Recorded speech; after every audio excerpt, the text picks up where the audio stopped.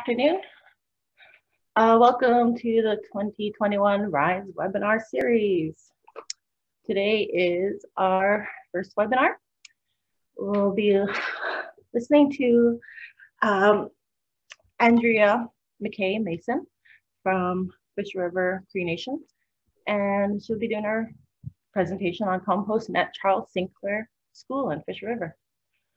And after Andrea, we'll be doing another presentation from the First Nations Waste Minimization Project, Amy and Cesar.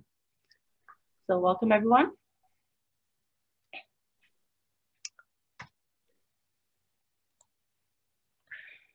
Before we begin, let's review our agenda. So we're going to take about 5 minutes to do welcome, intro, land acknowledgement, video, audio, questions, technical issues, things like that. So welcome. My name is Chantal Henderson. I should probably show my face. Hi. So hi. My name is Chantal Henderson. I'm the organizer of the RISE webinar series. This is our second annual series, and I am the Indigenous Programs Outreach Coordinator for the First Nations Waste Minimization Project at the Green Action Center. Welcome. I will introduce my co-host, and she will take it over. So I'm Beth McKechnie, also with Green Action Center, and work with Chantal and Amy and Cesar on the First Nations Waste Minimization Program. So, all right. So before we begin, I want to do a land acknowledgement. So the Green Action Center is located on the ancestral lands of the Anishinaabe, Innu, Anishinaabe, Dakota, and Dene peoples. It is also the homeland of the Methane Nation. We acknowledge that our water is sourced from Shoal Lake 40 First Nation, and the hydroelectricity we use comes from numerous First Nation territories here in Manitoba.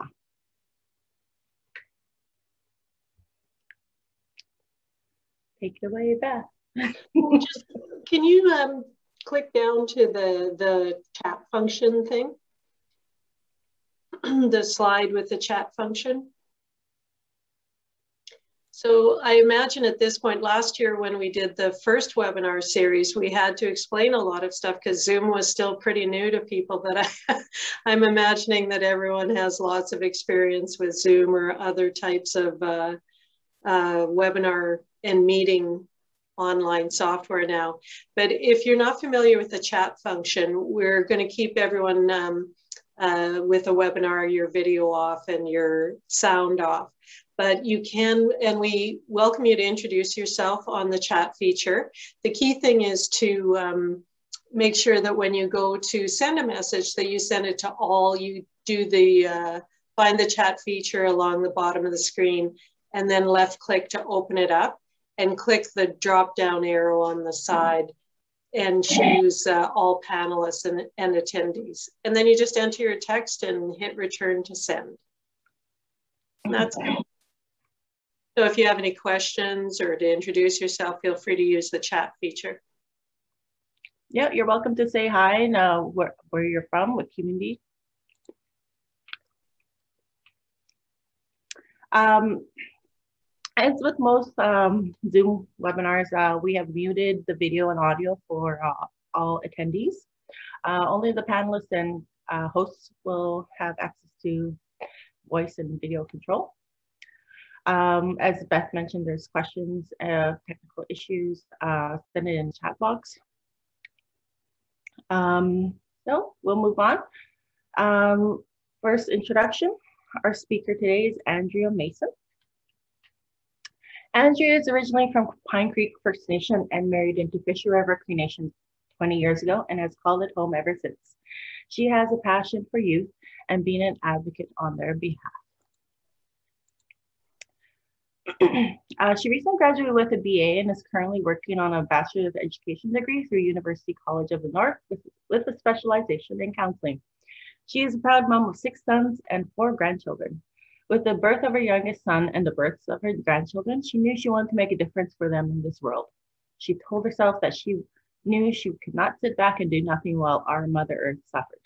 She felt a calling to help out in some way. Her journey led her to learn about waste diversion and eventually led her to her current position as the elementary guidance counselor at Charles Sinclair School for the past 8 years. Prior to that, she was an educational assistant at CSS. So I will pass it on to Andrea and stop sharing my screen. Okay. Okay. Go ahead, Andrea. Yes. Okay. I'm just going to start sharing my screen. Okay.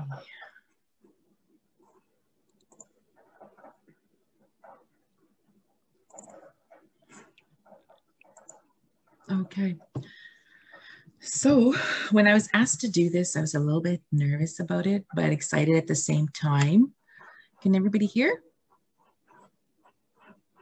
Yeah. Okay. So because I'm in a Cree Nation, I wanted to get the Cree phrase for compost, and I went to one of our local elders, Dorothy Ann Crate. She's actually my go-to elder, and she does a lot of translation for Charles Sinclair School for the Cree immersion program there. But she translated compost for me in Cree, and how it's pronounced is Nana Tuk Mawa Chis Chikana. And the translation means, she said, just like leftover food, vegetables, eggshells, etc., they are put back into the earth and gardens so that everything will grow good.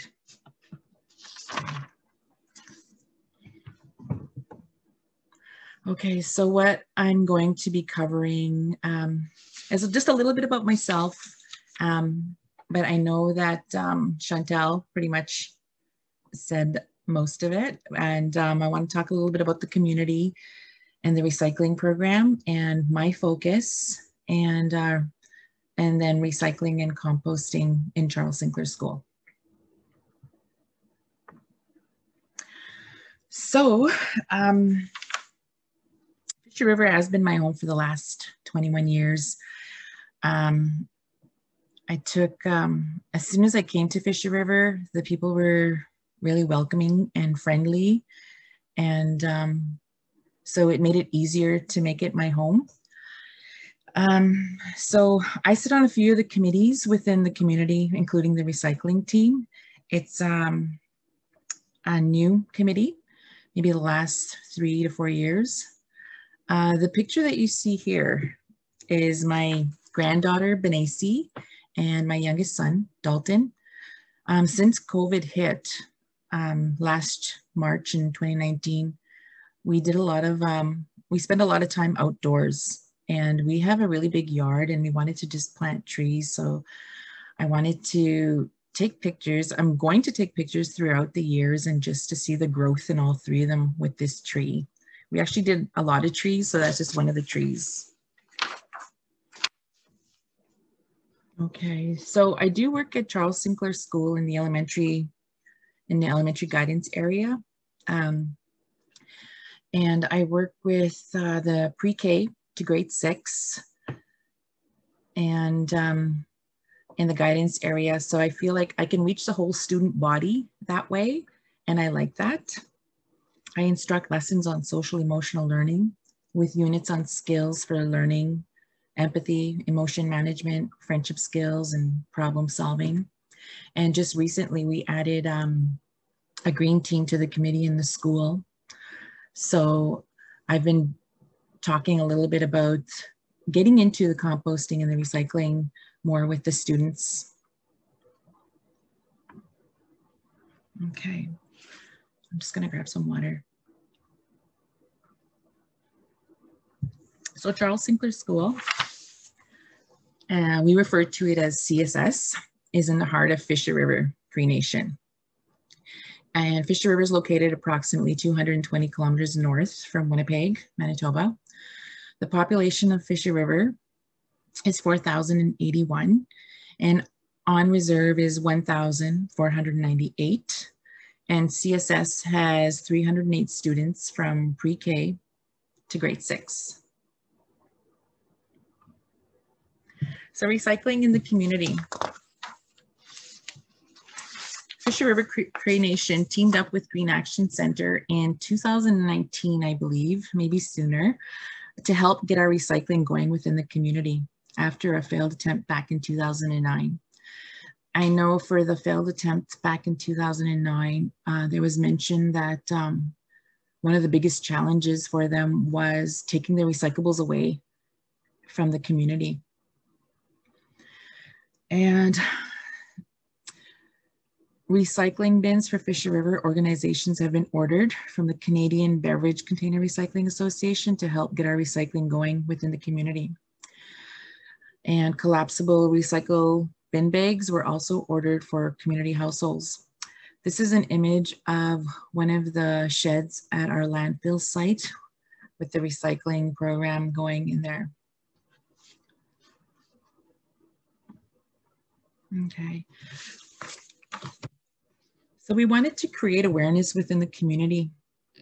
Sitting on the recycling team, we decided to have a logo contest within the community. And here's our first place winner on the left.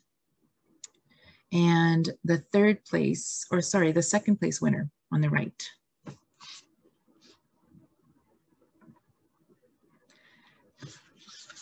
And here's an image of all the posters that were entered in the contest. And our tech guy actually put them all together just to create one big image. I thought it was pretty, I like this.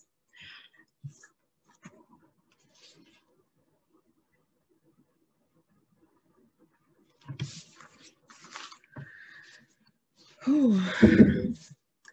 So my focus, how I got here to get to composting and recycling, environmental sustainability. I wanted to start from the bottom up by teaching and showing our young ones about environmental sustainability. My focus is on teaching them to be stewards of our Mother Earth, take action and help spread that awareness.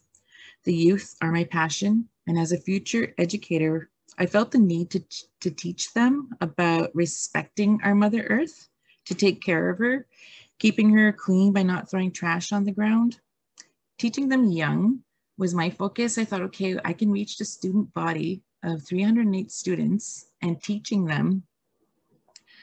And I wanted to teach them like how to garden and the composting.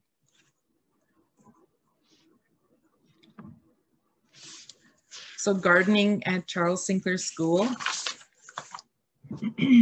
My original plan was to get gardening beds going, and with the recycling, I knew I needed to do something.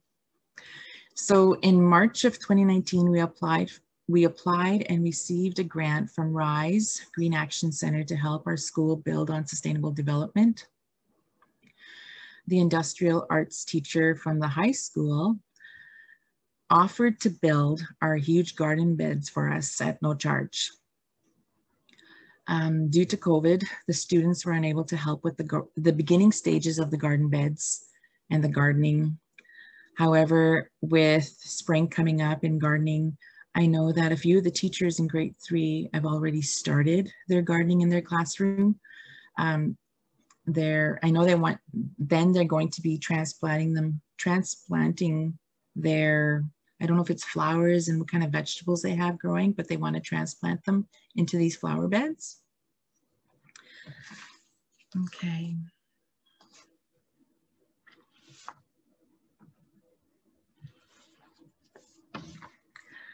So here's, oh, I didn't mention that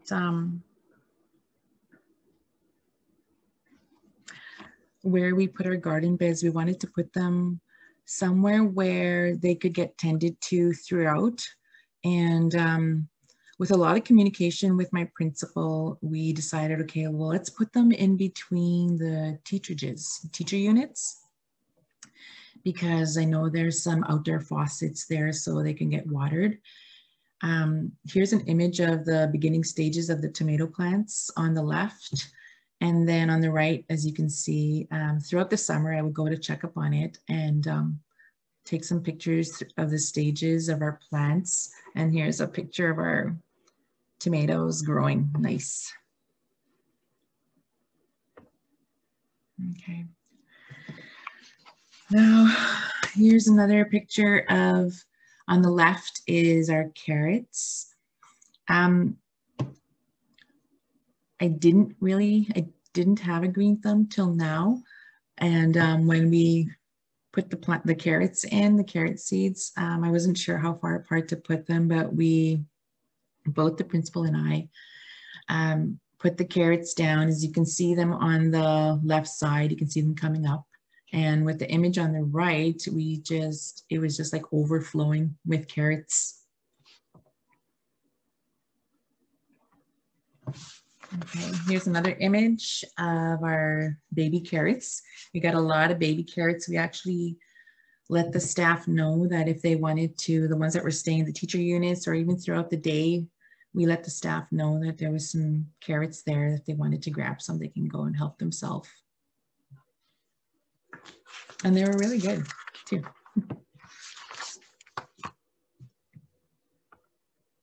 Okay. So here's I tried to take an image to get both of the flower beds in there. They were really big. They're really huge. There you can see the teacher units on each side. And I tried to get both of them. I think we had 4 big garden beds in there.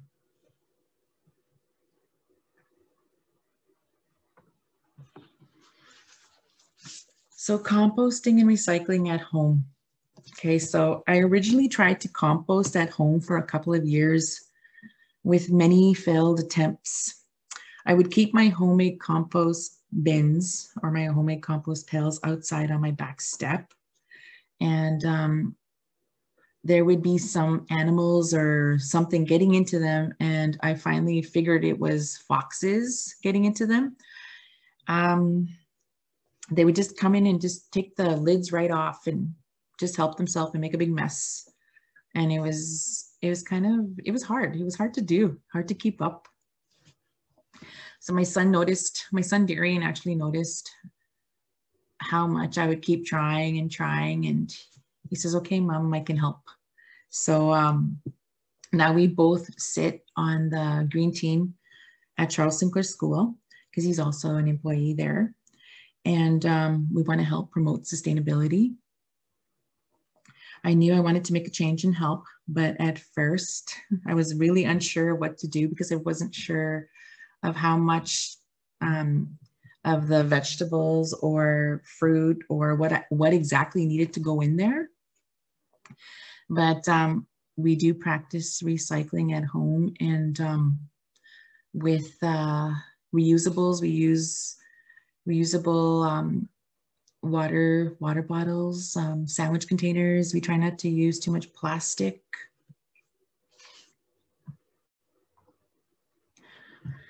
So composting, okay. You can see an image to the left of the 2 compost bins. When I approached our industrial arts high school teacher and to ask him how much it would cost to build me a compost bin. And he told me that he had a surplus of wood. I have a lot of 2x4s, he said, I can do it. He said, just tell me what size. So Amy suggested that I do 3x3s. But when he told me that he was done, and when I went to go check them out, he told me that I actually built you 2. And I said, okay, great. So when I went to go check, there were, this is how high they were. So they're pretty high, but I gladly took them. I was so thankful that he just did them for free and even painted them, even went out and bought it's rust-proof paint. So they wouldn't, I guess, get wrecked or decompose, but they would last a little bit longer. And to the right, you can see an image of we put one of them outside because I really wasn't sure what to expect because I'm just trying, like this is my first time, but I know I want to do this and show the students. You could see this picture of the school in the back. This is on the east side of the school. And we put the compost bin beside the, I guess, the trash container, but it's really close. It's in between the teacher units and the school. So it's easier to just walk out of the school and for the cafeteria ladies just to go out there to dump their compost.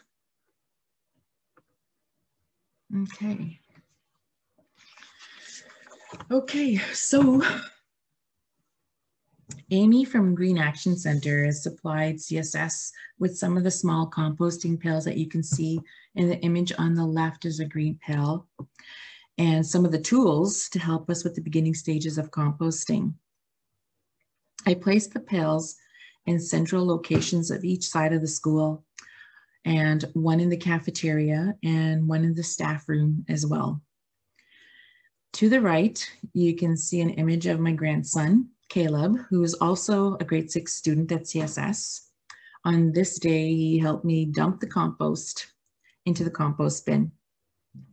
And at the end of the days, when, depending on which class I have, I'll have the students, because we always have a little bit extra time at the end of the day, and I'll usually get the students to help me go around and dump the compost bins in the compost pails into the compost bin, and then bring them back in, rinse them out and clean them and go put them back in their spots and have them ready for the next day. They're really excited about that because, oh my goodness, sorry. Oh, that was loud. Okay, I'm sorry. My toddler is home with me. I'm just gonna go back. Okay, I was just going to mention that at the when I do see the students throughout the school, they're all excited and they're asking me, oh, is anybody helping you with the compost pails? And we can't wait to help you. So that's really exciting. Okay, so with within the school setting, it had to be a shared effort. I needed the recycling and the gardening and the composting to work. In order for it to work, it had to be a shared effort all around the school spectrum. Sorry. I would have numerous conversations with the principal, Mr. Woodhouse, to make sure what I was doing was accepted and that I was allowed, that I was following standards. And I would also communicate with the cafeteria ladies, Linda and Abby. And as soon as I mentioned it to them, they were really excited and they wanted to help get on board right away. You can see the picture on the right is just right outside their cafeteria doors. They have their trash bin and their compost and their recycle bin. And the image to the left is our secretary Mandy. She also suggested that she could collect and shred the paper because she has one of the biggest shredders in the school. So she offered to help right away too, and I was really excited. And I didn't realize that it's like at the end of the day when I was doing all this by myself, at first I was thinking, okay, this is a lot of work, you know, and then that's why I thought, okay, well, if I could just talk and communicate with everybody else a little bit more and let them know. And as soon as I did that, everybody just wanted to jump on board and help. I should have done it sooner. Even with our students, and when I was talking with them and mentioning, as soon as we started talking about the environment and recycling, and I wanted to see how much they knew. And I was really surprised and shocked that they know a lot. They know a lot more than I thought they knew about recycling and taking care of the environment and our Mother Earth. So I was really excited. I'm really happy. Okay, so our compost bin. So with the only bin out there, I'm just going to share with the one on the left, it was taken February 19th. And the one on the right The photo was taken March 18th. And the one on the right is 3/4 full. And I'm thinking, oh my goodness. So I'm not really sure how much longer, but I'm thinking this is going to fill up pretty fast. So I'm trying to put the other bin in a different location, but I'm thinking I'm just going to place it right beside this one. It would be nice to have a little bit more. And I wasn't able to turn them up yet. So I'm not really sure. See, this is where I'm still learning too. Okay, so that concludes my PowerPoint. But I just wanted to mention that a lot of the community members and the staff have been recycling for many years, hauling their recyclables and taking them south. That's what I noticed. And I've been teaching our students that it is a shared and a continuous effort, and practicing that integrity as well. And teaching and reminding our students to show that respect to our Mother Earth and all living things in our environment. And I figured out that communication is key. Having that constant communication with custodial staff and students on recycling and composting within the school really helps. And that's my reference, is Dorothy and Crate.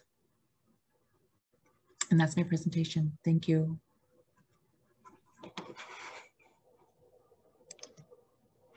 Okay. Chantel, you're still muted. I should know these by now. All right. Thank you, Andrea, for sharing your presentation. It was very informative, especially having to do another compost bin. It's gonna happen. I'm excited. See how fast it filled up, eh? Mm-hmm. Yeah. I was really surprised too. All right, so the agenda here is we're going to move on to the next speaker. That's Amy and Cesar from the Green Action Center. And then we're going to do a Q&A afterwards. So if you have any questions for Andrea or Amy and Cesar about composting, save them for the end. So I will now introduce. Just a sec, Chantal. Yep. Sorry to interrupt you, but I thought we were going to do the Q&A for Andrea now, because she has to leave for another meeting shortly after 1 o'clock. Oh, okay. Sure. Yeah. Let's go. Would that be all right? Yeah. Thank you, Beth. So the one of the questions that came in was about the garden beds, actually, and wondering what the white casing around the garden beds is made of. Oh, I'm not sure what kind of lumber he used, but I know that he used on the outside, he painted it white, and then I lined it with some plastic or some thick plastic. I lined it, but he didn't paint the inside. And so I wasn't really sure what to do. Mm-hmm. Yeah. Yeah. But it's just like, it's just white paint. It looks like everything grew really well. So you had much better luck with your carrots than I did with mine. Thank you. They look great. They look so cute. Yes. I was wondering about, like, with the organic waste that goes in there, is that strictly from the cafeteria, or do students, if they have their own food waste, do they put it in there as well? I've asked the teachers in each class to use any kind of pail with a lid, preferably an ice cream pail, to collect their leftover food scraps that can go into the compost. And then when the students are done, either the students or an EA or the teacher will dump it into one of the central locations in the green pails. And at the end of the day, I go around collecting those. I think there's 4 pails that I have. And at the end of the day, we'll collect those 4 pails and we'll take them out to the compost bin. And you were saying that some of the students get involved in doing that? Yeah, I have classes. I have 9 classes. I teach 9 classes a day. And at the end of the day, I'll take advantage of the class that I have, and if it's okay with the teacher, I'll ask the teacher if I could take their students with me to go around collecting the compost bins from the central area, and then we'll take a walk outside and dump them. And then we'll be talking about it at the same time, and then we're walking back. We go back into the staff room and we'll rinse out the pails and clean them up and then go place them back and get them ready for the next day. Sounds great. Like having that chance to talk, you know, like not just do it, but also talk about it. Okay. We also have a question from Amy. She's wondering how many students are on the green team and what activities are you planning? Well, actually, the green team is just a new committee that just came up since we're promoting and encouraging the recycling and the composting to get going. Right now, it's just me and my son, Darian, as employees at Charles Sinclair School. But I'm also talking with the principal and trying to see if it's okay if I can get at least 2 different students, maybe every week from each classroom to participate. So that way they all have a chance at participating and hearing their ideas and them helping out. And so, yeah. And then I also want to try and get at least a couple teachers from each side, from the primary, then the elementary side. Yeah. I hope you're tuning in tomorrow's presentation where Norway House will be talking about their green team. Oh, because they've been running for over 5 years now. So yeah. Nice. Okay. Did you answer Cheyenne's? Yep, I think we've covered it off now. So unless someone has a comment or a question they want to add now, but we can always connect you with whoever has a question after the fact too. Okay. You can ask it. So yeah, that was a great presentation though, Thank Andrea. you. Thank you. Okay. Great photos. Thanks. Okay, so I'm going to share my screen now.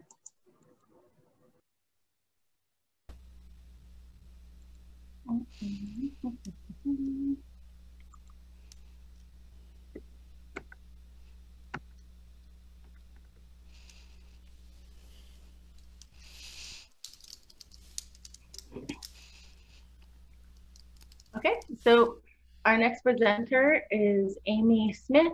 She is a community pathfinder at the Green Action Center, and also in 2018, she started on contract as community pathfinder for the First Nations Waste Minimization Project with Green Action Center. Her passion for waste minimization began in her childhood home in Pinawa, where she helped her parents with backyard compost and worked a couple of summers at the town recycling depot as a teenager.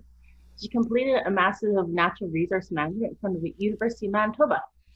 Her thesis studied ways to improve end-of-life recycling in northern Manitoba. And her co-presenter is the one and only Cesar Flores, Community Pathfinder, Green Action Center. Cesar started as a community pathfinder for the First Nations Waste Minimization Project in early 2020. He has a bachelor's in international development studies, focused on community development and experience in environmentally focused small-scale organizations, not-for-profits, grassroots, and indigenous-led movements. In addition to his academic training, Cesar has received valuable life lessons in northern Manitoba while gathering plants, ice fishing, and exploring the bush alongside friends and mentors. Cesar grew up moving throughout Central and South America. His exposure to rural and indigenous communities throughout his years growing up have fueled his passion, respect, and hope in community development and indigenous knowledge to address the climate crisis and create alternative modes of relating to the land and each other.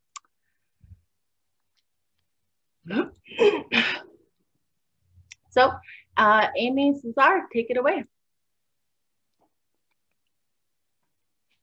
Thank you for the introduction, Chantel. It says I can't share my video. I want to make sure that people can see the mustache I've been working on for COVID. Hold on, let's see. I'm getting the same message. Oh no. Okay, I'm gonna stop my video.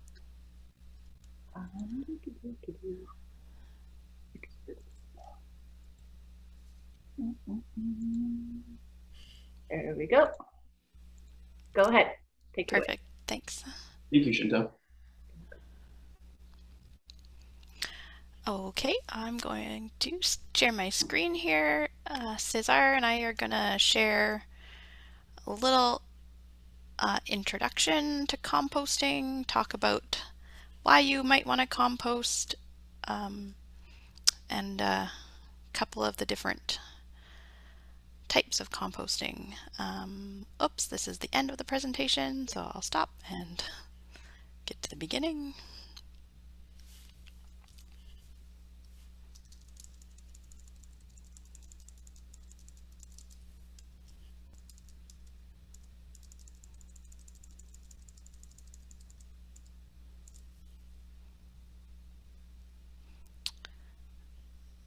Okay, am I still sharing my screen? No. Nope.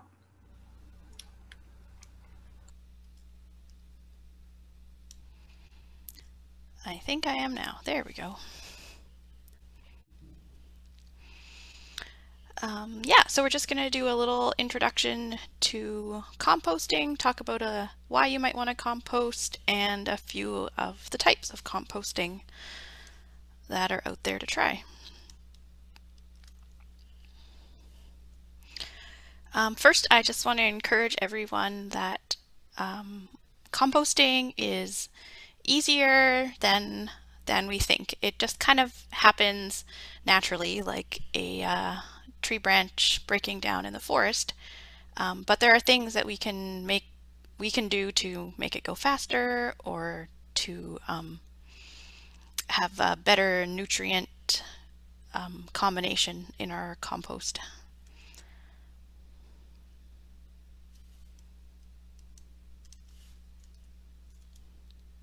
So we'll talk a little bit about what is composting, why it's important, types of composting, and a few of the rewards. So what is composting? Composting is a natural process in which organic materials like fruit, vegetable scraps, leaves, and plants decompose into composting.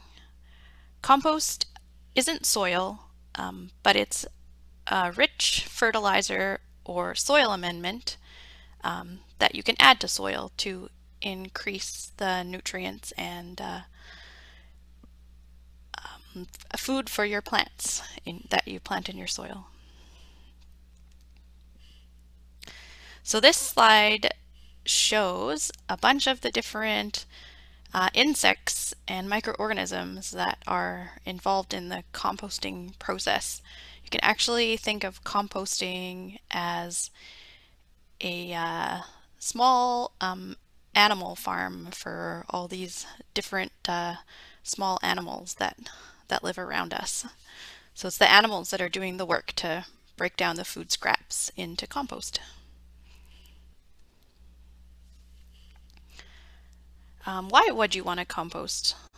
There are many reasons why it's a good idea to compost.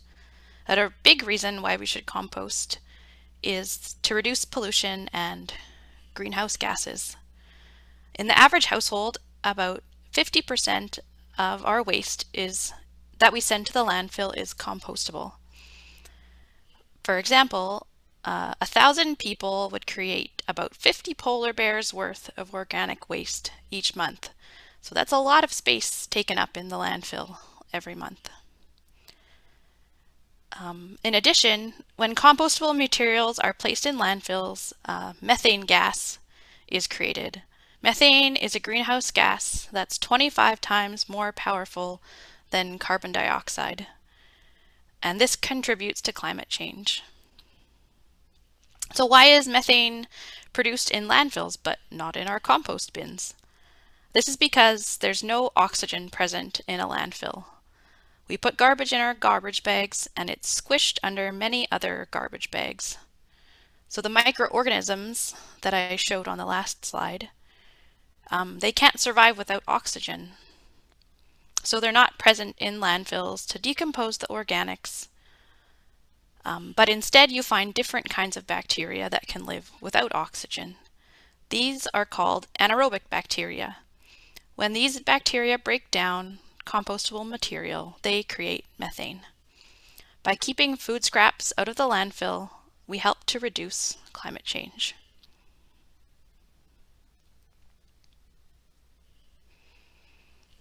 And a few more reasons why you might want to compost. Adding organic, or composting reduces the lifespan, adding organics to your landfill reduces the lifespan of the landfill. And if we can avoid it, we don't want to be creating new landfills. They take up valuable land, which could be habitat for animals, land for growing, or for housing. It's also expensive to establish a new landfill, and it can help to reduce the costs for garbage collection. Composting also puts nutrients back into the soil. It's nature's way of recycling. This reduces our need for synthetically produced fertilizers, and these fertilizers also contribute to creating greenhouse gases. Also, composting can save money. You don't have to buy fertilizer, and you don't have to water as often because compost helps soil retain moisture. It also makes the soil in your garden lighter and fluffier. Another reason to compost is for your plants. The plants in your garden will love the compost. They will be healthier and larger due to all the nutrients added to the soil from the compost. Today we're going to talk about two different types of composting. Vermicomposting, which is a type of composting that's mostly done indoors for a small number of people, such as one classroom. The main insect that does the composting is red wriggler worms. And to get started with vermicomposting, all you need is worms, a bin, bedding, and organic waste, which is food for the worms. Hi, Cesar. I was able to make it back. Sorry, I was my internet cut out there for a second. Oh, okay. You're still good. We're at the types of composting slide, so. Perfect. And the different types of bedding materials are shredded newspaper or computer paper, cardboard paper, or paper egg cartons. The second type of composting we'll talk about is outdoor composting. So this would be for in your yard or at a school. This can be for more people, such as a household, or for a full school. There are different kinds of bins to choose from, and you need to think a little more carefully about your balance of greens and browns. Outdoor composting tends to take a little more work and coordination, but you can also compost a lot more organic materials with outdoor composting. So in both kinds of composting, there are two different types of materials that you'll compost. There's the greens and there's the browns. Greens are things like fruit and veggie scraps, coffee grounds and tea leaves, garden waste, fresh weeds, but you want to make sure there's no seeds in your weeds so you don't get weeds in your garden when you put the compost in, and fresh grass clippings. Greens are generally wet and they're high in nitrogen. In contrast, browns are usually dry, brown in color, and they are high in carbon. The browns help to filter out smells in your compost, so they're really good to add on top of your greens. These include leaves, straw, sawdust, wood chips, dried grass, fireplace ashes, but it's not good to add too much ash, dried weeds, again with no seeds, and shredded paper, as you saw Andrea using, napkins, facial tissue, newspaper, or even cardboard. And some items that people don't always think of for composting are eggshells, wood ash, plain rice, plain pasta, bread, hair, wool, linen, and cotton. There are also some foods to avoid composting, especially in the vermicompost or outdoor compost. If you put these in, it is more likely to create smells or attract pests to your compost. So you want to avoid meat and meat products, whole eggs, dairy products, or oily foods. And you also want to avoid pet waste, diseased plants, plastic products, metals, or synthetic materials. And Cesar is going to share a little more about vermicomposting. So vermicomposting is using worms to eat some of the organics that Amy was mentioning. And then you use the worm manure as a sort of a really rich fertilizer. And the reasons why you would choose to do vermicomposting is because you can do it indoors, and you could even do it throughout winter. And it's you can use it in a very small space. I actually have my little container here. So this is about the amount of space that you would need for vermicomposting. And if you're able to balance the right amount of bedding for the worms, you can make sure that there's no fruit flies or much odor inside your house, which is a good thing to manage. As I was explaining, you would like to begin with a container that has some holes for the worms so they can breathe. And you can put it inside another container because you also want holes at the bottom. And that is because when you mix the combination of organics in there, there is the possibility of moisture creating.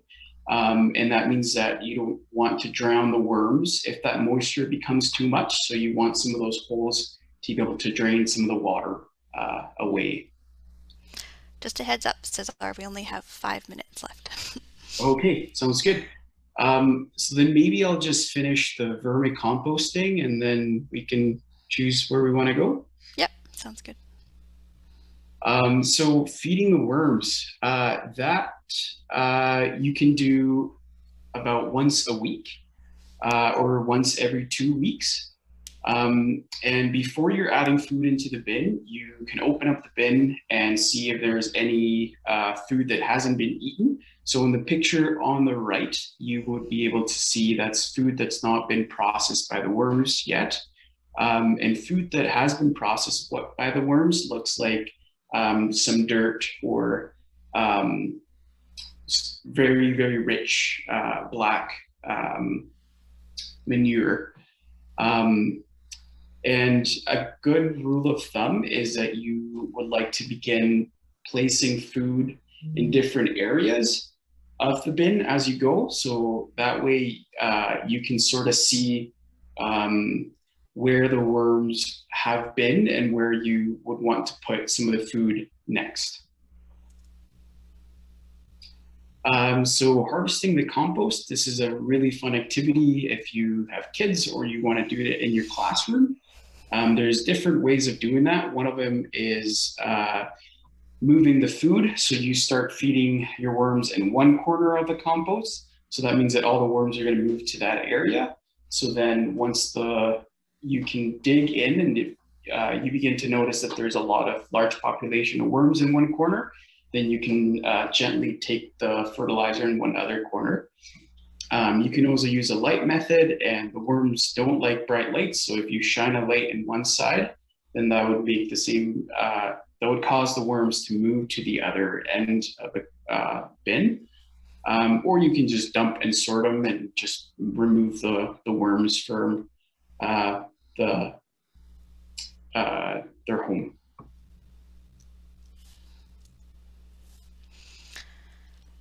Okay, I'll quickly do a tiny bit about outdoor composting. Andrea already gave us a great overview of outdoor composting because that's what she is doing at the school. As I said, there's two main types, backyard or school, and they're both for outdoors. Backyard will be for a smaller number of people. And for both options, there's some things you want to think about ahead of time. You want to make sure you think about what location you're going to put your compost bins in. Think about where you might get a steady supply of browns from, because that tends to be the hardest thing to figure out, especially if you're in a location where there aren't a lot of leaves to rake up. And it's also good to plan for the winter. So here's just a few different pictures of types of bins. It can be made out of many things. You see chicken wire here, or you can purchase pre-molded plastic ones, or you can do different varieties of homemade bins out of wood or pallets or wood and wire. Here's a picture of the variety of tools you'll want to have for your compost, and Andrea shared how she's using a number of these different tools in her compost program. And balance is between greens and browns is key for outdoor composting. You're wanting to put in about 2 to 3 times the volume of browns as greens into your compost. In your bin, you're going to layer your pile, so you'll start with browns on the bottom, cover with your greens, and then add some more browns to cover up the greens, and it'll kind of create a layering effect in your compost. In the winter, this will look really obvious because compost doesn't break down much in the winter. But then in the spring, when everything thaws, it'll all just start to mix together and blend. Here's an option for storing browns. As I said before, there's many different options for browns. It could be leaves, it could be hay, it could be shredded paper, it could be shredded cardboard. So think about what you have a lot of in your community and how you might be able to add browns to your compost. Another important thing for compost is water and air. These are important because it helps the insects in your compost to thrive and be more active. So you need a good amount of water, about enough that if you pick up some of the compost, you'll get a few drops out as if you were wringing out a sponge. And then you want to mix up your compost every week or so to add some air to the pile. I think we're going to skip this section because it's just a little bit too much. But we are here as a resource for you if you have any problems with your compost as far as pests when you get started. And Andrea and I are talking through some ways to try and keep dogs away from the bins as well, which can be more of a problem in First Nations than in other communities. Yeah, so please feel free to reach out to us if you have any concerns, and we can definitely help you brainstorm. I'm thinking we should finish off and go to our poll. Is that what you're popping in to say, Chantel? Yes. If there's any questions, please direct them to the comment box. Cheyenne has a question. How bad does vermicomposting smell? Just thinking of placement indoors. Yeah. When I was doing vermicomposting, the trick is also needs to be bedding for the worms. So that can be newspaper, leaves, shredded paper as well.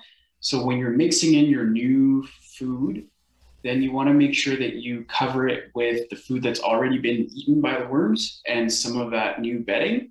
So if you continue to do that every time and you're making sure that you're not adding too much food, then the smell is actually not noticeably at all. So it's just a combination of making sure that whatever you add is tucked inside what's already been eaten, and making sure that you don't add too much, because then that gets moldy and the worms can't eat it as quickly. Okay, great. Any other questions? Andrea, I have to go. So thanks for attending, for everything. You're welcome, Cheyenne. Do we have time to do the poll? Yes. Beth is gonna launch a poll just asking you a few different questions about your experience with composting, and if you wouldn't mind posting in the chat, what's one composting tip that you learned today? I'll also note that there are 4 questions, so you'll just want to scroll down to see all the possible answers for number 3 and then number 4 as well. So I'll give you a few moments here to respond. So the first question, because these polls won't show up on the Zoom webinar, the first one is, have you ever tried composting? Yes or no? Number 2, if you have tried composting, what type was it? Backyard composting, school composting, vermicomposting, never tried composting? Third question, what is your experience level with composting?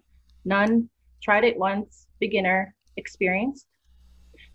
Fourth question is, what makes you nervous about composting? Multiple choice. Too complicated, afraid I will mess it up, concerned it will attract animals, takes too much time, worried it will smell. Okay, so we have 5 out of 8 who have voted. We'll give it another 10 more seconds. 10 seconds, 9, 8. Okay. Should I close it out then? Yeah. Okay.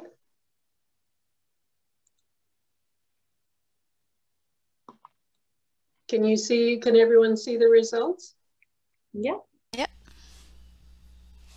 Well, it's about half and half have tried it. Looks like mostly backyard composting, but some vermicomposting as well. Mm-hmm. Yeah, so we've got a real mix of a couple of people with some few years experience and then a number with no experience. Now's the time to try. Because you can't really, I don't think you can really mess it up. I know at our house, when I tried backyard composting, I made the mistake of where I placed the compost bin. But once I figured that out and started doing it and just made sure I had those layers, it seemed to do fine on its own. I didn't fuss with it too much.